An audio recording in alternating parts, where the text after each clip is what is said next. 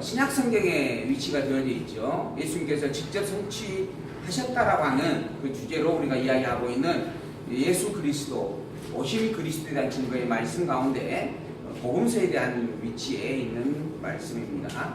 이 복음서에 대한 부분의 말씀은 예수에 의해서 성취되어졌음에 대한 증거의 말씀인데, 예수님께서 그리스도이심을 지킴이 위해서 성취하였던 내용들, 신분을 가지고 증가했던 내용들, 사역을 통하여서 확인해주고 있는 그런 내용들, 그리고 본성을 통하여서 증거하고 있는 이러한 말씀들이 기록되어 있는 복음서 가운데 우리는 지금 누가복음 본문을 보아가고 있습니다. 이 누가복음 사역에 의한 증거의 내용은 아들 사역으로서의 증거하였던 말씀이 기록되어 있고, 나라 사역으로서 증거하였던 말씀이 기록되어 있고, 대속 사역을 실제로 이루신 그러한 일들을 기록하고 있는 말씀으로 본문은 채워져 가고 있습니다. 그 중에서 우리는 지금 현재 12장에 있는 말씀이죠. 9장 18절에서 21장까지의 본문 가운데 있는 내용입니다. 나라 사역의 증거 사건을 기록한 본문 가운데 한 대목을 우리가 지금 보아가고 있습니다. 그 중에서 이제 우리가 이제 구체적으로 조금 연결을 지어보면, 아들로서 증거하였던 사역에 대한 증거 말씀 1장에서 9장 17절까지의 말씀 가운데 첫 번째 선의 말씀이 기록이 되어져 있었죠. 누가복음 1장 1절에서 4절에 기록되어져 있는 말씀입니다. 누가복음 1장 1절에서 4절에 있는 말씀이 무슨 말씀이냐 하면, 누가 이것을 기록하고 있으며 누구에게 이것을 기록하고 있으며 왜 이 누가복음을 기록하게 되어졌는가 라고 하는 것을 밝혀주는 말씀이었습니다. 그 내용은 누가라고 하는 사람이 이 책을 기록하게 되어지고 이 글을 쓰게 되어졌고, 또 데오빌로라고 하는 로마의 각하라고 칭함을 받고 있는 고위 관직에게 이 글을 썼다라고 밝혀주고 있습니다. 그렇다라고 한다면 누가가 왜 로마의 고위 관료인 그 행정 관료인 그분에게 이걸 기록해 주고 있는가? 그 이유가 무엇인가? 누가복음을 기록한 의도와 목적이 무엇인가라고 하는 거죠. 그것도 본문은 분명히 밝혀주고 있습니다.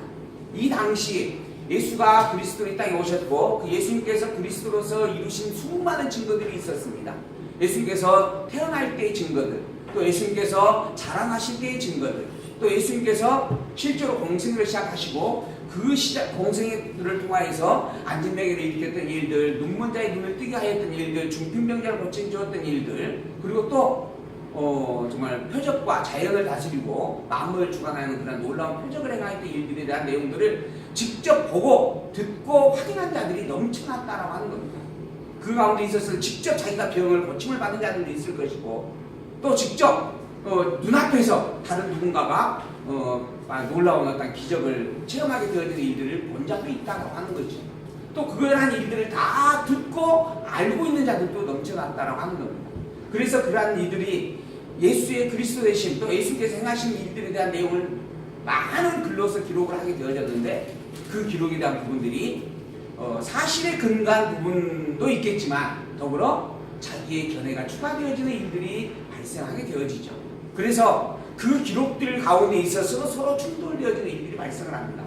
이에 대하여 예수님을 그리스도로 믿고 알고 있는 사람에게 데오빌로라고 하는 이 로마의 총독이죠. 각하라고 하는 칭호를 가지고 있는 이 행정관에게 사실만을 근거로 하여서 사실이 아닌 것들을 배제시키고, 또한 이 사실만으로도 예수님이 왜 그리스도이시며 하나님의 아들일 수밖에 없는가라고 하는 것을 정말 확인시켜주는 그러한 의미와 목적을 담고 이 글을 쓴다라고 누가복음은 밝히고 있습니다.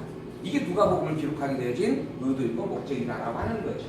그렇다고 한다면 과연 누가복음에 기록되어져 있는 이 예수의 그리스도 되심이 정말 분명한 사실인가? 그 근거는 무엇인가? 이걸 우리는 이제 확증을 해 가야만 합니다. 그러기 위해서 우리는 지금 성경을 배워가고 있습니다. 이 성경이라고 하는 것은 하나님께서 예수님께서 오실 때까지의 내용과 예수님께서 오시고 난 이후의 내용을 기록을 하고 있습니다.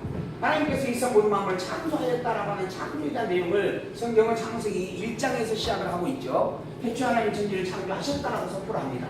땅을 창조했고, 또 새를 만들었고, 바다의 물고기를 만들었고, 그 다음에 사람도 만들었다, 이렇게 분명하게 이야기를 하면서 시작을 하죠.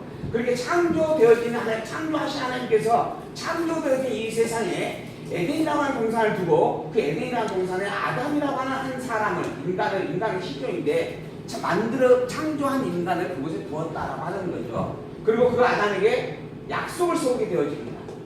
이게 약속이 세 가지 내용을 담고 있어서 우리는 3대의 약속, 3대 언약이다 이렇게 이제 칭하게 되어지는데 땅을 정복하고 그다음에 땅을 다스리고 통치할 것에 대한 생육 번성하고 다스리고 통치할 것에 대한 약속을 해주었다라고 하는 겁니다. 그런데 그러한 아담과 하와가 에덴 동산에서 살다가 사단의 빼임으로 말미암아 타락을 하게 되어졌다라고 하는 거죠. 타락함으로 말미암아 하나님이 창조주이신 하나님을 잊어버리게 되어졌고 그리고 창조주인 하나님을 망각한 삶을 살게 되어진다라고 하는 겁니다. 하나님으로부터 창조되어진 존재로 그 창조주인 하나님을 경배하며 살아가야 할 존재가 하나님을 창조주인 하나님을 잊어버림으로 말미암아 창조주를 대신할 자를 찾게 되어지죠. 그리고 실제로 창조를 대신할 자가 누구를 택하게 되어지냐면 바로 자기를 유혹하였던 사단을 택하게 되어집니다. 하나님의 말을 듣고 하나님의 말에 충성하며 살아가야 할 존재가 사단의 말을 듣는 사단의 종이 되어져 버렸다라고 하는 것입니다. 그렇다고 하여서 하나님께서 당신이 만든 이 인류의 시적인 아담을 사단의 종이 되어졌다라고 하여서 버릴 것인가? 그러지 않는다라고 하는 거죠. 하나님은 사람의 행위에 의해서 좌우되어지는 존재가 아니라 당신께서 오히려 인간을 만들고 인간을 주관하고 있는 주권자의 주인이다라고 하는 것을 너무너무 분명하게 다시 한번 확인해 주게 되어집니다. 사단의 말을 통하여서 자기가 주인이 되겠다라고 했던 것이 아담의 유혹의 뿌리였습니다. 그래서 사단이 이야기하는 거죠. 이 수확과를 따먹게 되어지면 내가 하나님과 같이 되어질 것이다. 하나님처럼 네가 스스로 생각하고 스스로 행동하고 스스로 판단하고 스스로 결정하는 주인이 될 것이다 라고 이야기했던 겁니다. 그러나 하나님께서는 그런 사단의 유혹 속에서 타락하였던 이 아담에게 너의 진정한 주인은 너 자신이 아니고 또한 너를 유혹시키는 사단이 아니고 오직 너를 만든 창조주인 하나님이다. 즉 영원한 신이죠. 영원한 하나님이다. 이 영원한 하나님이 너의 진정한 참 하나님이다 라고 하는 것을 분명하게 다시 한번 새겨 교육을 합니다. 그 교육의 근거가 뭐냐면 내가 너에게 약속을 해줬지 않느냐. 타락하기 이전에 너에게 약속을 해줬는데 비록 너희가 타락하였다라고 할지라도 내가 너에게 준 이 약속을 내가 절대 파기하지 않는다. 내가 이 약속을 반드시 이루어준다. 왜? 나는 너의 결단과 너의 의지로 말미암아 너의 하나님이 되어지는 것이 아니고 내가 너의 하나님으로서 너를 만든 자로서 내가 너를 주관하고 있기 때문이다 라고 하는 겁니다. 이런 전능자의 절대 주권자를 우리가 하나님이라고 칭하는 것이고 그런 전능자의 절대 주권자인 그분이 분명하다라고 하는 사실을 알려주는 근거로서 언약을 세운 그 언약을 언약한 대로 다 이루어준다라고 하는 사실을 역사적인 승리를 통하여서 하나하나 증거를 해주게 되어집니다. 인간은 타락함으로 말미암아 죄에 빠지게 되어졌고 죄의 결과는 사망입니다. 이 사망은 이미 노아 시대에 노아의 홍수 사건을 통하여서 분명히 확증이 되어졌습니다. 이 노아의 홍수 사건은 노아와 노아의 8식구 이외에는 그 누구도 살아남은 자가 없었다라고 하는 겁니다. 왜 그러는가? 타락의 결과는 사망이기 때문에 그런 겁니다. 그래서 하나님께서 선악과를 주시고 난 다음에도 분명히 말씀하셨죠. 이 과실을 따먹는 자는 결코 죽을 것이다.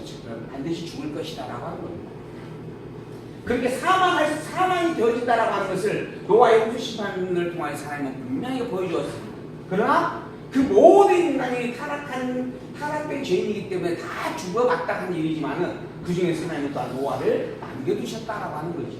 왜 남겨두었는가? 노아가 의인이기 때문이다 라고 하는 겁니다. 그러면 의인이라고 하는 말은 무슨 뜻인가? 노아는 죄를 짓지 않았다 라고 이야기하는 사람들이 많습니다. 그래서 의인이라고 하는 것이다. 근데 사실 노아는 이미 타락한 이후에 태어난 겁니다. 이미 타락이라고 하는 죄의 본질을 안고 태어나는 존재입니다. 그러니까 이미 노아도 죄인이다라고 하는 겁니다. 그런데 하나님께서 왜 노아를 살리셨는가? 하나님 당신이 당신의 능력을 드러내는 증인으로 삼겠다라고 하는 선택을 이 노아를 통해서 했기 때문에 그런 겁니다. 그래서 노아가 의인이다라고 하는 이 의인이라는 단어의 뜻은 우리는 선한 것, 악을 행하지 아니하고 죄를 짓지 아니하는 것 이렇게 우리는 생각을 하고 규정을 하지만 하나님께서 말하는 이 의인이라고 하는 것은 내가 내 약속을 드러낼 증인이다. 증인으로 택하였다. 즉 하나님의 택한 받은 택자다. 하나님 당신의 백성이다. 이런 의미의 내용입니다.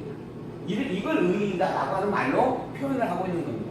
그래서 하나님께서 노아와 노아의 8 식구를 다 살려주시고 그로 말미암아 또다시 인간의 생육 번성을 행하게 하는 것이죠. 그러면서 이제 노아에게 한 가지 약속을 추가해 주었습니다. 그게 바로 무지개 언약이죠. 무지개 언약을 줍니다. 이 언약이 뭐냐 하면 모든 인간은 타락한 모든 인간 다 사망할 수밖에 없고 내가 그들을 다 직면할 수밖에 없다. 이거 너무 명백한 사실이다. 그러나 이제 내가 다시는 그들을 심판하지만은 물로는 심판하지 않겠다라고 하는 겁니다. 내가 그들을 나중에 심판할 때는 물이 아닌 불로 심판할 것이다 라고 하는 거죠. 이걸 세워준 약속이 바로 무지개 언약이었습니다. 그리고 난 다음에 그 노아를 살리신 하나님께서는 노아가 하여금 생육 번성하자 해서 전 이 지구의 땅덩어리 속에 노아의 자손들이 살아가도록 선민을 하게 되어집니다. 그 자손들이 바로 셈과 함과 야벳이다라고 하는 거죠. 이 부분들을 우리가 이제 피부색으로 구별하면 황인종, 흑인종, 백인종 이런 식으로 또 구별을 하는 부분들이 있습니다. 그러나 어쨌든 이 셈과 함과 야벳은 노아의 아들로서 이게 세 부류로 구별이 되어져서 전 세계에 흩어져 살아가게 되어집니다. 그래서 하나님께서 약속한 약속대로 이 모든 일이 이루어졌다라고 하는 부분인데 이 약속에 보면 자손에 대한 생육 번성이에요. 자손 번성. 그 다음에 땅을 정복한다라고 하는 겁니다. 땅 정복. 그리고 통치자, 즉 왕이 세워진다라고 하는 부분이에요. 땅을 다스린다. 통치 권세를 갖는다라고 하는 약속입니다. 하나님께서 그 약속을 노아에게 그대로 다 계승하게 합니다. 그리고 약속한 대로 이루어 줌으로 말미암아 진정한 참 하나님이 누구인가라고 하는 것을 밝혀주게 되어지는 거죠. 그 약속대로 첫 번째 이루어지는 일들이 그의 아들이 셈과 함과 야벳으로 말미암아 인류가 땅으로 번성해 가게 되어졌다라고 하는 겁니다. 그리고 이렇게 번성되어져 간 그들 가운데 있어서 하나님께서 자손을 번성케 하시고 지구라고 하는 땅을 정복하게 하시고 이제는 왕을 세워주는 사건을 선택을 해가게 되어지는데 이런 내용들을 구체적으로 드러내는 사건 하나가 뭐냐면 아브라함 사건입니다. 아브라함을 하나님께서 특별히 불렀죠. 자기의 고향, 친척, 본토를 떠나 혈혈단신 혼자가 되어져 버린 아브라함, 혼자가 되게 해서 그 아브라함으로 말미암아 내가 이 모든 세 가지 약속을 이루는 자다라고 하는 것을 분명히 확증을 받도록 선언하게 되어집니다. 그래서 이 아브라함이 이제 조카 롯이 하나 조카 룻이죠. 롯이 조카 롯이 하나 따라서 오게 되어지지만은 어쨌든 하나님은 이 아브라함을 불러서 옵니다. 너의 본토 친척 너희 아버지 믿거나 내가 너에게 지시할 땅으로 가라. 그리고 땅도 약속을 해주죠. 그 땅이 바로 가나안 땅이다라고 하는 겁니다. 아예 여기는 지구라고 하는 지구 전체의 땅이라고 하는 부분으로 노아에게는 승리가 되어지는데 이걸 꼭 집어서 한 곳에 명령을 해주는 겁니다. 왜 그러는가? 지구 전체 이 땅을 다 정복하지 하시니가 누구인 줄 아느냐? 하나님이다라고 하는 것을 알려주기 위해서 아주 구체적인 사건으로 표적을 삼게 하는 거죠. 그래서 가나안이라고 하는 현실적인 땅 한 덩어리를 명명을 해주고 그 한 덩어리를 내가 정복하게 하겠다라고 약속을 합니다. 당시 이 가나안 땅은 7 족속이 이미 살고 있는 7 족속의 원주민이 살고 있는 땅이었습니다. 그리고 이 아브라함은 갈대아우르라고 하는 이 가나안 땅하고 아무 상관없는 곳에 원래 살던 그곳에 태어나 살던 사람입니다. 근데 그런 아브라함을 불러가지고 가나안 땅으로 오게 합니다. 그리고 난 다음에 이 땅을 내가 너에게 주겠다 하고 가나안 땅을 약속을 해주는 거죠. 그리고 또 하나 너의 자손들이 하늘의 별처럼 바다의 모래처럼 많게 되어질 것이다 라고 약속을 해줍니다. 그리고 너로 하여금 내가 믿음의 조상을 삼겠다 라고 자손에 대한 생기 번성을 또 약속을 해주는 거죠. 그리고 난 다음에 그 왕에 대한 약속은 어떻게 되어지는가? 자손에 대한 생기 번성은 이제 왕에 대한 약속이 있는데 이 왕에 대한 약속은 어떻게 되어지는가? 먼저 아브라함의 자손들이 먹을 것이 없어서 애굽으로 내려가게 되어지죠. 아브라함의 아들 이삭이 있었고 이삭의 아들 야곱이 있게 되어지는데 이 야곱 시대에 먹을 것이 없어가지고 결국은 야곱의 아들 12 가운데 먼저 요셉이 애굽에 내려가게 되어졌고 그리고 나머지 형제들과 야곱까지도 이제 애굽으로 내려가게 되어집니다. 그렇게 해가지고 애굽으로 내려갔는데 내려갈 때 그들의 인원수가 70명이었습니다. 근데 그들이 430년 동안 애굽에서 살게 되어져요. 그리고 430년 동안 애굽에서 살다가 결국 애굽에서 나오게 되어졌는데 나올 때 그 인원이 장정만 60만 명이었다라고 하는 겁니다. 70명이었는데 남자 여자 아이까지 다 포함해서 70명이 애굽으로 갔었는데 그들이 나올 때는 장정이라고 하는 것은 이제 20세에서 60세까지의 성인들 군인의 숫자를 칠 수 있는 그런 인물들을 가리킵니다. 그리고 여기에는 그 이전에 있는 어린아이가 있고 그 이후에 있는 노인들이 또 있다라고 하는 거죠. 거기에 또한 이 장면은 남자를 가리킵니다. 그러니까 거기에 여자들이 또 있을 수 있는 거죠. 그렇게 해서 또 두 배가 고백해야 되는 부분이 되는 거죠. 이렇게 고백해서 계산을 하면 368, 180에다가 또 고박이니까 360만 명 정도가 될 것이다. 이렇게 추정을 하는 겁니다. 근데 어쨌든 성경에는 360만 명이다라고 이야기를 안 하고 장정만 60만이었다라고 기록을 하고 있어요. 장정만 60만이라고 하는 이 말의 의미가 어마어마하게 이 백성들이 자손들이 생육번성했다라고 하는 의미의 내용이 되는 거죠. 이렇게 자손이 아브라함 후손들이 생육번성을 했습니다. 그러고 난 다음에 그들이 애굽에서 나오게 되어져요. 어디를 가는가? 가나안 땅에서 가는 겁니다. 그들이 묻습니다. 왜 우리가 가나안 땅으로 가야 됩니까? 그러자 이야기하는 거예요. 우리의 열조이신 아브라함에게 하나님께서 약속을 했기 때문이다 라고 하는 겁니다. 우리의 열조인 우리의 민족의 시조인 아브라함에게 하나님께서 그 가나안 땅을 다 주겠다라고 분명하게 약속을 언제? 430년 전에 약속을 했기 때문이다라고 하는 겁니다. 거의 500년 전에 약속된 일인데 그걸 기억을 하고 그러니 우리가 지금 가나안 땅을 가는 것이다. 근데 이 가나안 땅은 이미 또 500년 동안 이미 다른 민족들이 다 정복하여 살고 있는 땅입니다. 근데 그곳을 가는 거예요.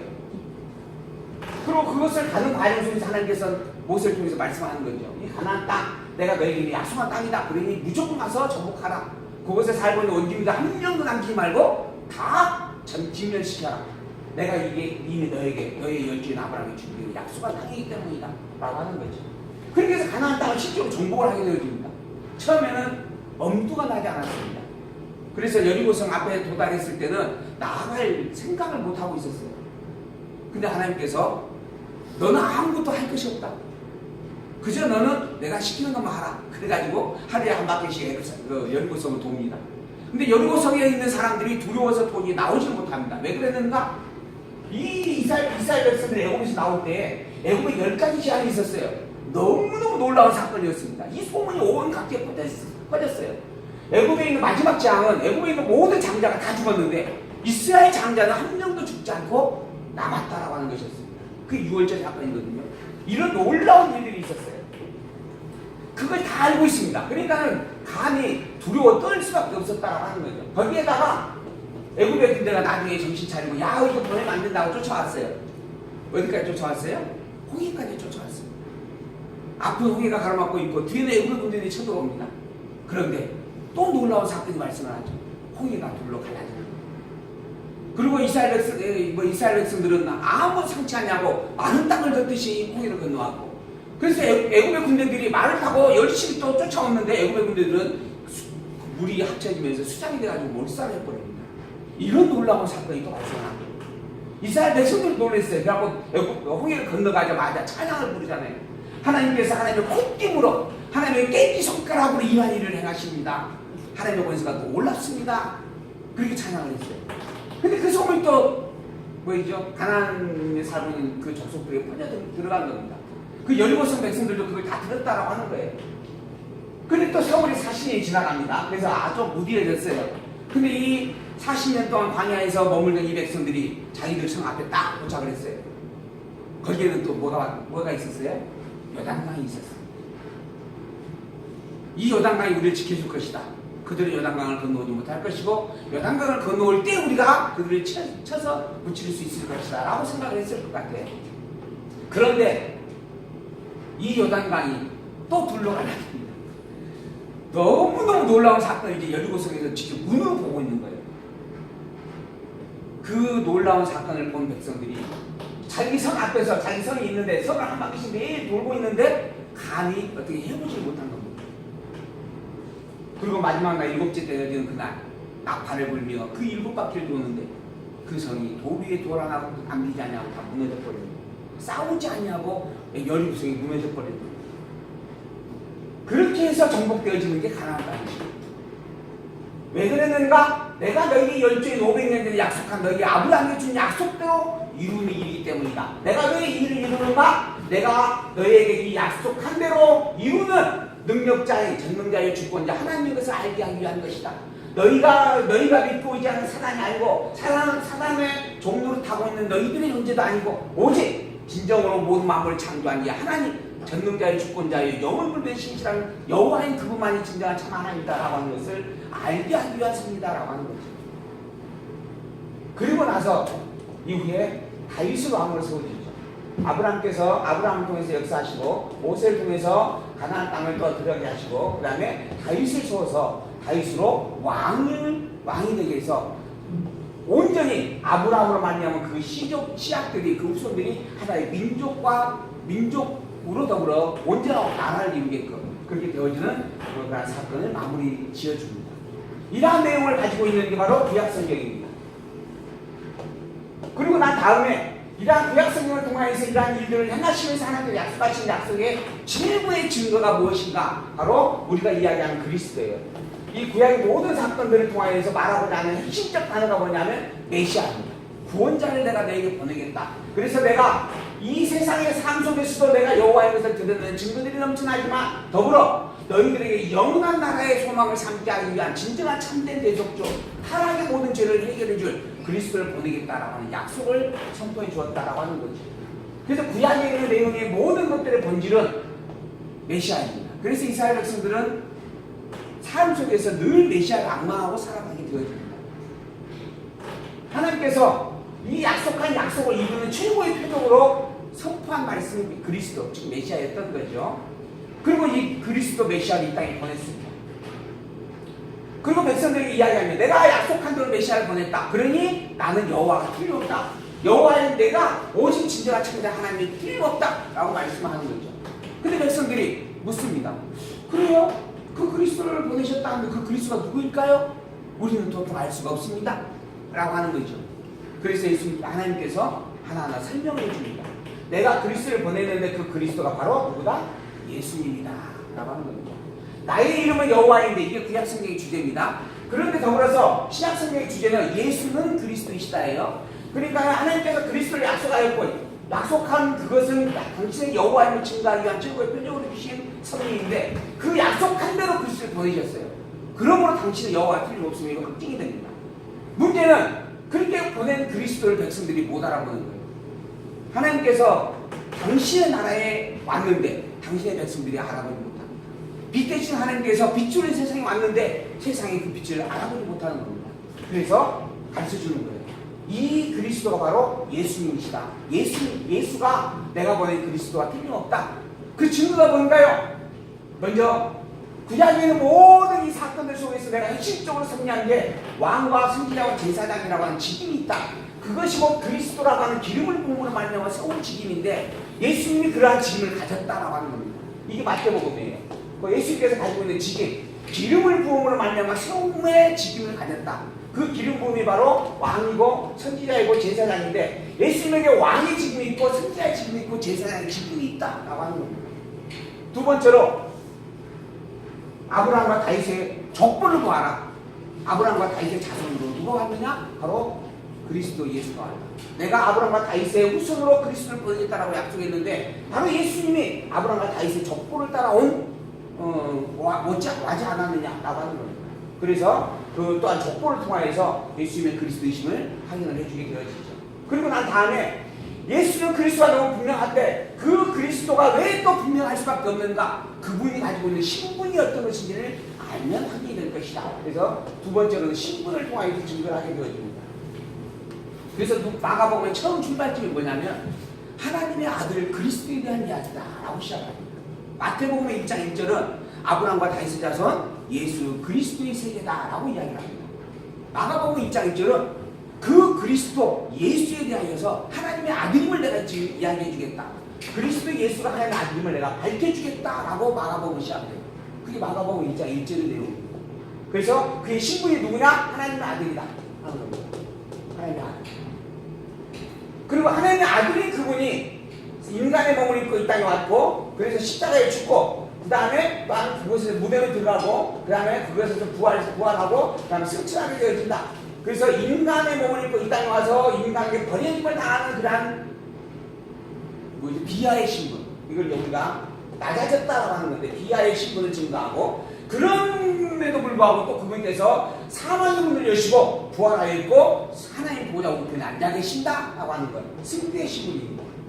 그래서 이 낮아지심에 대한 신분과 높아지심의 신분을 이루신 그리스도로서의 하나님의 아들 되심을 마가복음은 이야기하고 있다 하는 거죠. 그리고 난 다음에 이제 누가복음은 이러한 일들이 누가 꾸며낸 게 아니다라고 하는 겁니다. 예수를 그리스도라고 말하는 이 이야기가 그냥 누군가의 입을 통해서 만들어진 그런 이야기가 아니라 실제 있었던 사실이다라고 하는 것을 이야기해 줍니다. 그래서 누가복음의 출발점은 많은 사람들이 예수의 그리스도의식을 이야기하고 있지만 나는 역사적인 사실을 그대로 순서에 따라 너에게 당신에게 보여주려고 이 글을 썼다라고 밝혀줍니다. 그게 누가복음 1장 1절에서 4절에 기록되어 있는 말씀의 내용이다라고 하는 겁니다. 이렇게 예수님의 그리스도심을 증거하고 있는 섭리 말씀 가운데 있어서 우리는 누가복음 본문을 지금 하나하나 살펴봅니다. 누가복음은 먼저 누가가 데오빌로에게 이글을 쓴 것이고 사실에 입각하여서 사실만을 가지고 이글을 쓰겠다라고 밝히고 있는 것이고 그 사실 속에서 증거되어지는 증거의 내용에 또 하나의 족보가 기록이 되어집니다. 그 족보는 예수님을 시작해서 요셉으로 올라가가지고 그리고 난 다음에 그 끝이 하나님에게 가 있습니다. 그게 누가복음 3장이죠. 아마 누가복음 3장에 나와 있는 족보이다 내용입니다. 원래 이 예수님은 너희가 다 알고 있는 나사렛에 살던 목수의 아들이었다. 근데 그분은 그의 끝이 바로 하나님으로 말미암아 이 땅에 온 존재이다라고 밝혀 있는 겁니다. 그래서 예수님이 하나님의 아들임을 너무너무 분명하게 사람들이 알고 있는 역사적인 사실을 바탕으로 해서 하나하나 확인해 주고 있는 그러한 내용들을 우리가 누가복음에서 살펴보게 되어지죠. 그리고 난 다음에 이어서 그분께서 행하시고 있는 하나님 나라로서의 사역에 대한 내용들을 증거를 해주고 있습니다. 나라의 주권을 가지고 계시다라고 하는 것을 9장 18절에서 12장 48절까지 확인을 해주고 그 나라의 주권자로서 심판을 행하신다라고 하는 것을 12장 49절에서 17장 19절까지 또 이야기를 해주게 되어지고 그리고 마지막 부분에서 재림주로 오셔가지고 세상을 마지막 심판하겠다라고 하는 말씀을 선포해 주면서 예수님이 하나님의 아들이 틀림없음을 증거를 해주게 되어집니다. 오늘 우리는 나라의 심판에 대한 내용의 사역을 살펴보려고 합니다. 그런데 이 앞 시간에 우리가 나라의 주권에 대한 증거의 말씀 가운데 마지막 부분이 12장에 있는 내용을 우리가 직접 보지 못해서 12장에 있는 내용부터 우리가 이제 살펴보면서 이어서 12장 49절부터 17장 19절에 기록되어 있는 심판에 관한 내용도 우리가 함께 살펴보고 그러므로 말미암아 정말 예수님은 성경이 증거하고 있는 하나님의 아들이 틀림없다라고 하는 것을 확인하는 그러한 시간을 소망을 해봅니다. 잠시 쉬었다가 차 한잔 마시고